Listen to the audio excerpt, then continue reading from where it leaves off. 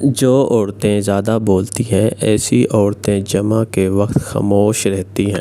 جو عورتیں خاموش رہتی ہیں ایسی جمع کے وقت چیخیں زیادہ نکالتی رہتی ہیں۔ جو عورت مرد کو دیکھ کر اپنا دوپٹہ ٹھیک کرنے لگے تو سمجھ جاؤ وہ عورت شرما رہی ہے۔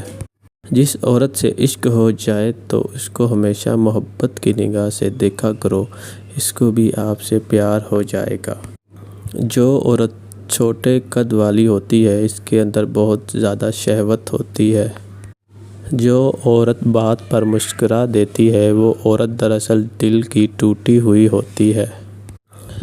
جس عورت کو مرد دیکھے وہ عورت اس مرد کی طرف بار بار دیکھ کر دوپٹہ ٹھیک کرنے لگے تو یہ وہ عورت اس مرد سے محبت کر رہی ہوتی ہے۔ جب کوئی مرد کسی عورت کی طرف غلط نظر سے دیکھتا ہے تو اس کی مردانگی پر بہت برا اثر پڑتا ہے۔ جو عورت زیادہ ہم بستری کا شوق رکھتی ہے وہ عورت بہت جلد بوڑھی ہو جاتی ہے۔ عورت کو شہوت زیادہ ہوتی ہے وہ اکثر مردوں سے اختلاط رکھنے کی خواہش مند ہوتی ہے۔ جو عورت نہانے کے بعد خوشبو لگا کر باہر گھومنے جاتی ہے وہ عورت زرینہ ہوتی ہے۔ جس عورت کو مرد دیکھ لے اور وہ بے پردہ ہو وہ عورت ہمیشہ فاحش ہوا کرتی ہے۔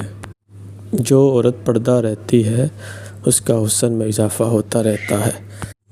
جو عورت اپنے شوہر کے ساتھ وفادار ہوتی ہے وہ اکثر اس کی پیشانی کو چومتی رہتی ہے۔